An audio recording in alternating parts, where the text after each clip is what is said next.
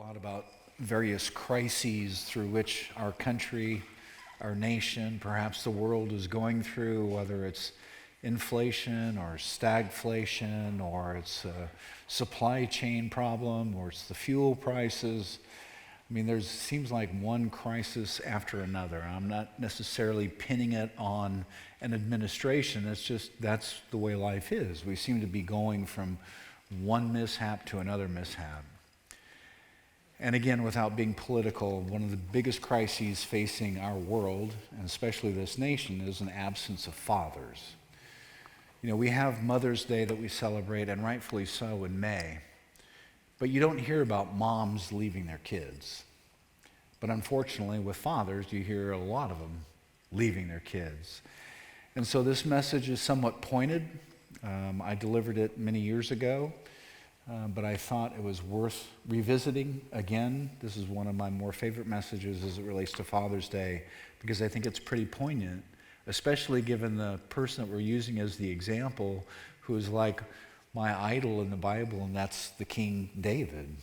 He was a remarkable individual, and yet we'll see from a family standpoint, he probably could have been a much better dad. The passage is taken from the Old Testament book of 2 Samuel, chapter 15, verse 30. But David, his head covered, walked barefoot up the slope of the Mount of Olives, crying. And all the people who were with him covered their heads too, and they cried as they went up. And I'm thinking, church, that David probably looked a lot older than his roughly 60 years of age at this time.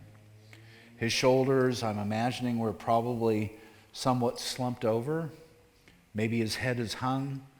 Maybe he's shuffling like an old man, and he's really struggling to put one foot in front of the other. And as I envision it, I think he's probably pausing somewhat frequently, partly because the hill is relatively steep, leaving Jerusalem up the Mount of Olives. But I think one of the other reasons why he pauses is because he's crying. This is the longest path, I think, that probably David has ever walked. Longer than the one from the creek side to meet Goliath, the giant.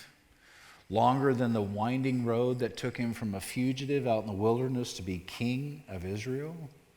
Even longer than the guilty road that began with his adulterous affair with Bathsheba and ended with his confession to Nathan almost a year later. Those trails definitely had some turns and some steep grades, but none of them, I think, compared with this particular ascent up the Mount of Olives. And in this picture, he's not wearing his crown, and that's because his son Absalom is wearing it. And the truth of the matter is, Absalom has taken it from his father. He's without a home because the walls that are on his backside are the walls of his home, Jerusalem, which he founded. He's running away from the capital that he had earlier established. And who wouldn't be crying at a time like this? He has no throne. He has no home, and there is absolutely nothing but the wilderness and an uncertain future ahead of the king.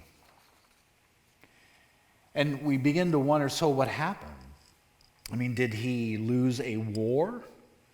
Was Israel maybe ravaged by COVID?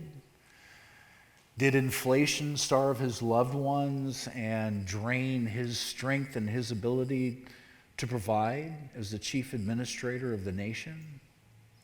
I mean, how does a king end up old and lonely, walking up a very difficult uphill path and away from his very home? Well, just ask his wives and his children if you want the answer to that question. Now, if you were to ask David about his kids, he would probably cringe. 14 years have now passed since David seduced Bathsheba, and 13 years have passed since Nathan told David, quote, "The sword will never depart from your house." We know that because that's what Nathan said, as recorded in 2 Samuel, the 12th chapter, verse 10. And at this point in time in David's life, Nathan's prophecy has proven painfully true.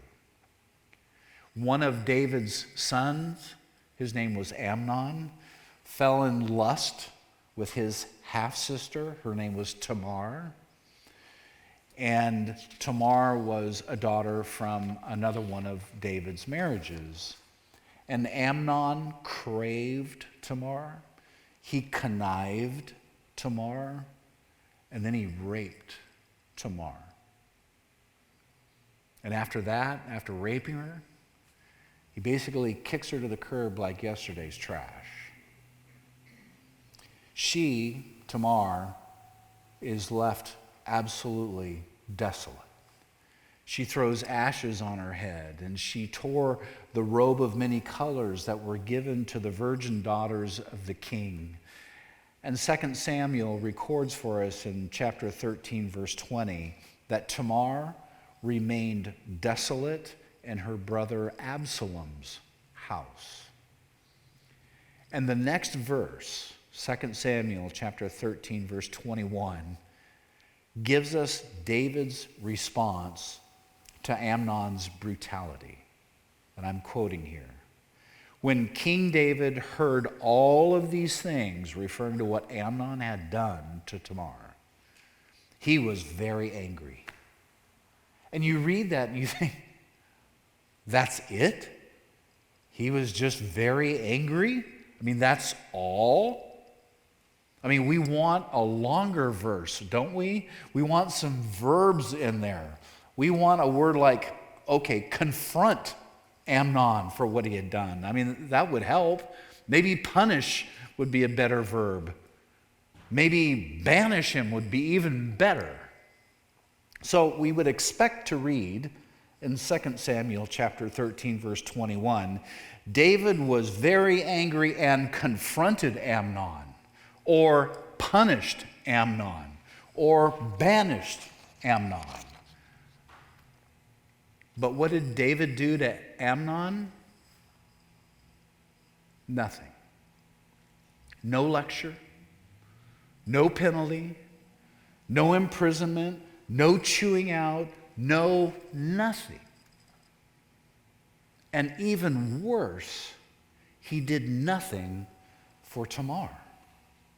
She needed David's protection.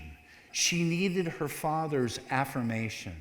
She needed David's validation. In other words, she needed a dad. But what she got was silence. So, Absalom, Tamar's brother, filled this void that was created by David's passivity. He sheltered his sister and plotted against his brother Amnon. And then one night, Absalom gets Amnon drunk and has him murdered, killed. So now, in just one family, in a matter of maybe weeks or perhaps months, we have incest, we have deceit, we have a daughter raped, we have a son murdered, and we have blood on the hands of another child. David's is a palace that is now in turmoil. And again, it was time for David to step up, to kind of display that Goliath-killing courage that he had shown, or maybe the Saul pardoning mercy that he had shown earlier in his life, or even the leadership that he demonstrated at Brook Besor. David's family needed to see the best of David, but they saw none of David. He didn't intervene. He didn't even respond. Instead, he wept in complete solitude. Now, Absalom, who had put the hit out on his stepbrother or half-brother Amnon, interpreted David's silence and inaction as anger. Oh, my dad must be mad at me. And so he flees Jerusalem to live with his grandfather. David never even made an attempt to see his son. For 3 years, they lived in 2 separate cities. Absalom eventually returned back to Jerusalem, but David continued to refuse to see Absalom. Absalom even married, had 4 kids. We're talking about grandkids now for David. But it says in 2 Samuel chapter 14, verse 28, Absalom dwelt 2 full years in Jerusalem and did not see the king's face. Frankly, that kind of shunning by David, the dad, could not have been easy in Jerusalem, because at that time, Jerusalem, although a well-established city, wasn't enormous. I mean, we're not talking like a LA or New York. It probably required daily planning and probably daily spying to make sure that dad and son's paths didn't cross. But David succeeded. He succeeded in completely neglecting his son. Maybe more accurately, David succeeded in neglecting all of his kids. There is a passage from later in David's life that reveals David's parenting philosophy. One of his other sons, his name is Adonijah, had staged a military coup. Adonijah had assembled chariots and horsemen and personal bodyguards to take the throne from his father. In fact, he had even enlisted some of David's trusted advisors to be part of this military coup d'etat. And did David ever object? No. It says in 1 Kings chapter 1, verse 6, David never crossed him at any time by asking, "Why have you done this? Why have you done this?" David is the Homer Simpson of biblical dads. He is the poster child for passivity. So if you asked David about his kids, he would likely groan. But if you asked David about his wives, his face would probably turn a chalky white. Now, we began to suspect that there might be a little trouble way back in 2 Samuel, starting in chapter 3.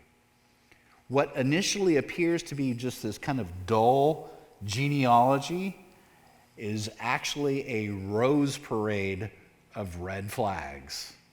Let me read it to you. Sons were born to David at Hebron. The first was Amnon, whose mother was Ahinoam from Jezreel. The second son was Kiliam, whose mother was Abigail, the widow of Nabal from Carmel. The third son was Absalom, whose mother was Maacah, the daughter of Talmi, the king of Geshur. The fourth son was Adonijah, whose mother was Haggith. The fifth son was Shephatiah, whose mother was Abital.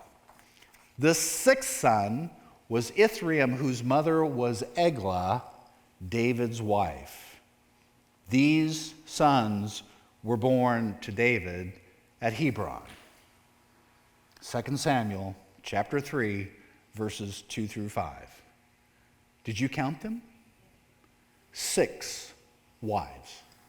And if you add to this list Michal, his first wife, and Bathsheba, his most famous wife, David had 8 wives.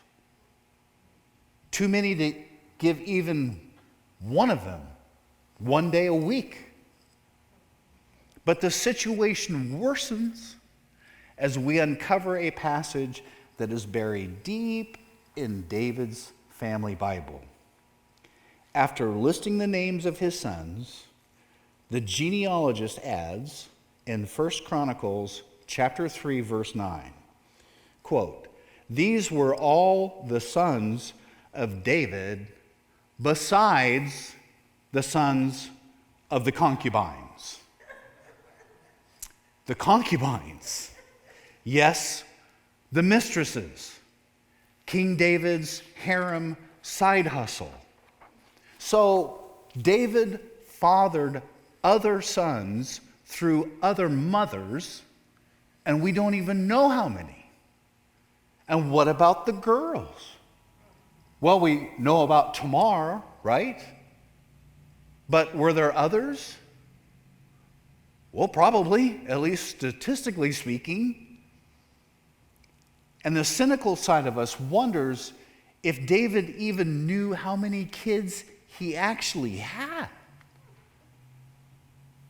And church, David did so well in so many aspects of his life. He unified the 12 tribes into one nation. He masterminded military conquests. He founded the capital city. He elevated God as the Lord of the people. He brought the Ark of the Covenant to Jerusalem and paved the way for the construction of the temple by his son Solomon. He wrote poetry that we still read. He wrote psalms that we still sing. But when it came to his family, David was missing in action. And I think going AWOL on his family was David's greatest failure. Sure, seducing Bathsheba was inexcusable, but David later kind of self-justified it as an act of passion. And murdering Uriah, which was Bathsheba's husband, was ruthless. But it was somewhat predictable because David had to do something to cover up a pregnant wife of a soldier who was on deployment. Those are all horrendous. But passive parenting and widespread philandering, I mean, these weren't the sins of a night of passion or the panicked response of an unfaithful husband. David's family foul-ups were a lifelong stupor that cost David dearly. And here is why. Do you remember Absalom? He was the one that sheltered Tamar, but he was the one that David shunned even though he lived next door and then in the same city. You remember that Absalom?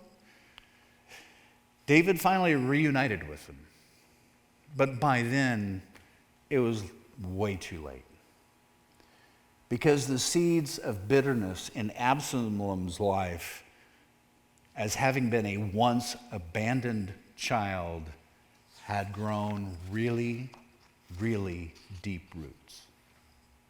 So Absalom resolves to exact revenge against his father by overthrowing his dad and taking his kingdom away from him. So, again, he recruits from within David's army and stages another coup d'etat. His takeover is what set the stage for that very sad walk of David out of Jerusalem, up the Mount of Olives, and out into the wilderness. No crown, no city, no home, just a heavy-hearted, lonely old man. And when Absalom tried to escape David's troops on horseback, his long hair gets tangled in a tree, and soldiers then spear him to death. And when David hears the news of his son's death, David all of a sudden then falls to pieces. Because we can read in 2 Samuel chapter 18, verse 33. Here's the dad, David. "Oh, my son Absalom, my son Absalom, if only I had died in your place. Oh, Absalom, my son, my son." It's a little late for that, don't you think? David succeeded everywhere except at home. And if you don't succeed at home, do you ever really succeed at all? How do we explain David's disastrous household? How do we explain David's silence when it comes to his family? Have you ever thought about the fact that no Psalms were ever written about his kids? And he wrote a lot of Psalms. And surely out of all of his wives, you'd think that at least one of them would have been worthy of a sonnet or two, right? But he never talked about them, aside from one prayer that he offered for the baby that he had with Bathsheba, who subsequently dies. Scripture gives absolutely no indication that he ever prayed for his family. He prayed. He prayed for his enemies, like the Philistines. He even interceded on behalf of his employees, his soldiers. He even offered prayers for a close friend of his. His name was Jonathan. And he even prayed for a former arch rival who wanted to kill him, the previous king, Saul. But as far as his family was concerned, church, it's as if they did not exist. Prayers for his family were either unimportant or perhaps simply unrecorded. Now, was David just too busy to notice them? I guess that's a possibility. I mean, he had a city to settle, right? He had a kingdom to build. Was he just too important to care for them? I mean, maybe he said, I'm going to let my wives raise the kids, but I'm going to lead the nation. Maybe he said that. Was he too guilty to actually parent his own kids? After all, how could David, who had seduced Bathsheba and then intoxicated and murdered her husband to cover up the affair, how was he in a position now to correct his sons when they raped and murdered themselves? So was David just too busy? Was he too important? Was he too guilty? It reminds me of a song by one of my favorite groups, the Eagles. And the song is called "Too Busy Being Fabulous." And the last chorus says this. And he's referring to, in this song, he's referring to his wife. "You were too busy being fabulous, too busy to think about us, to drink the wine from the winter's cup, to notice that the children were growing up, and you were just too busy being fabulous." And David, too busy, too fabulous, too guilty, too late. Yeah, he was like a dozen exits too late. But men who are dads, it's not too late for us. Your home is your giant-sized privilege. It should be your towering priority. And don't make David's tragic mistake, because he collected wives like he collected trophies. He saw spouses as a means to his pleasure, not as part of God's plan in his life. So don't make David's mistake. Be fiercely loyal to your spouse. You've made a promise, so keep it.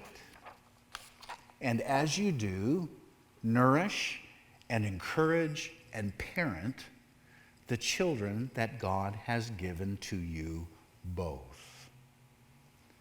The real news is that there are a lot of quiet heroes that dot the landscape of this church and of society at large.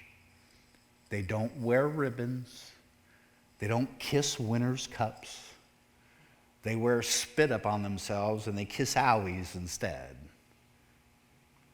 They don't make the headlines, but they do check their kids' outlines, and they do stand on their children's sidelines as they watch maybe a sporting event. You won't find their names on the Nobel Peace Prize shortlist, but you'll find their names on the PTA or the carpool list. News programs are not going to search them out and call them, but that's okay, because their kids do. Their kids call them dad. And church, I am preaching to me and to you and to anyone else who might be hearing this message. Be numbered among those heroes, because your children are not your hobby. They are your calling. Your spouse is not your trophy. She is your treasure. Don't pay the price that David paid, because if you flip ahead just a few chapters to David's final hours, you will see the ultimate cost that David paid for neglecting his family. You see, David is now just hours from dying, and a chill has set in his body that blankets can't warm.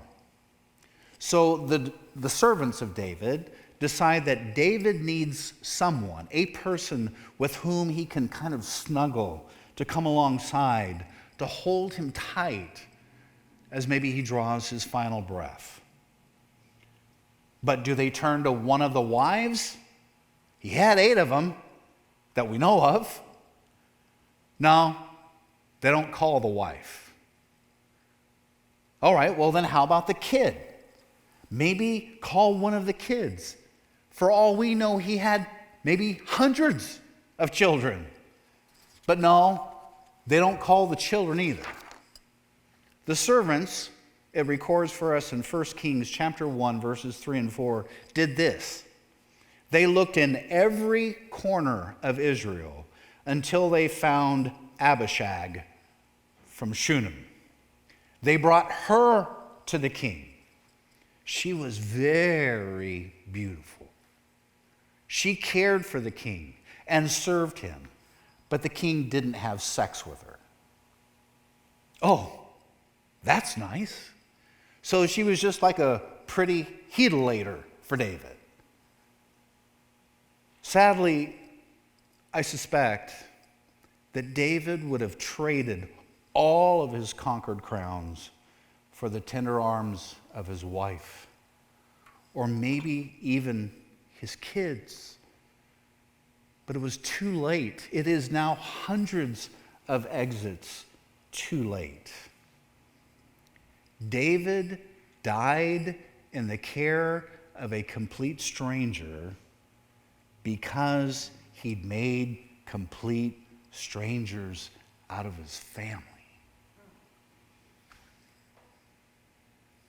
But dads, it's not too late for us.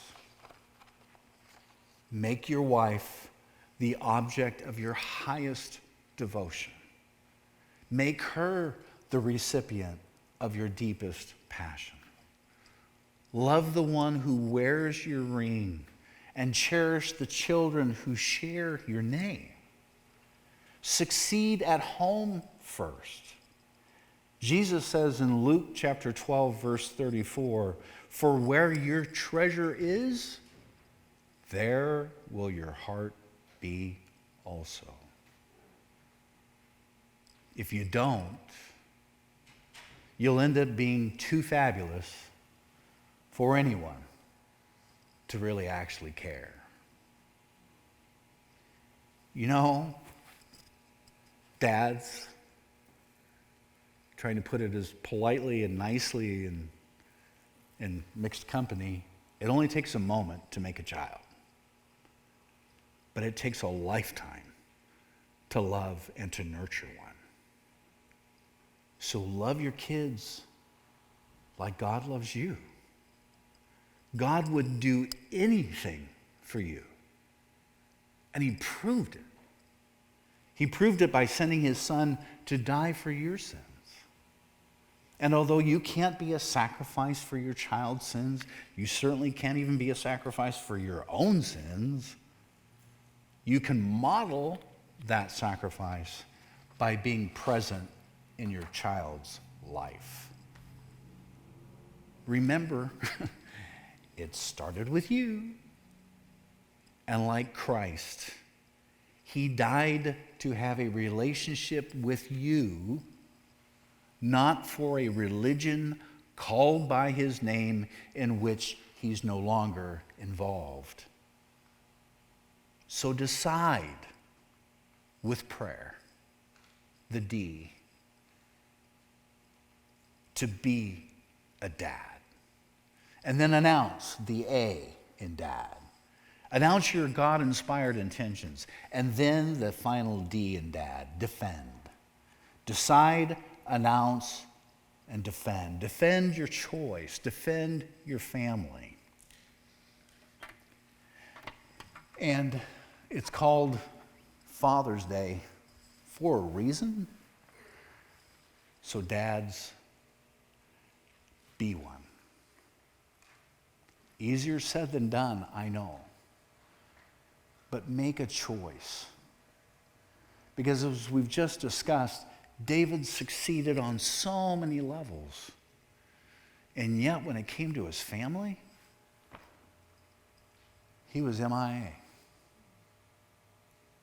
And he dies in the care of a complete stranger because he had made complete strangers out of his family.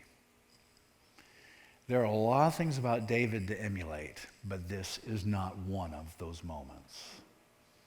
Don't be a David. Instead, be a dad. We're all works in progress. Each day is a conscious choice to be involved in your child's life. But again, like I said earlier, they're not your hobby. They are your family.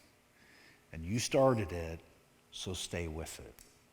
Because once you're a dad, you're always a dad. Once you're a mom, you're always a mom. Moms don't forget about their kids once they're 18 and out of the house, so to speak. And dads shouldn't either. Be involved. And it can start today. Maybe if you have children, they've already reached out to you to wish you a happy Father's Day. I hope they have. Maybe they will later today. I hope they do. But if they don't, then you be the dad and call them, because the phone works both ways. So, happy Father's Day. Challenging, yes, but rewarding, absolutely.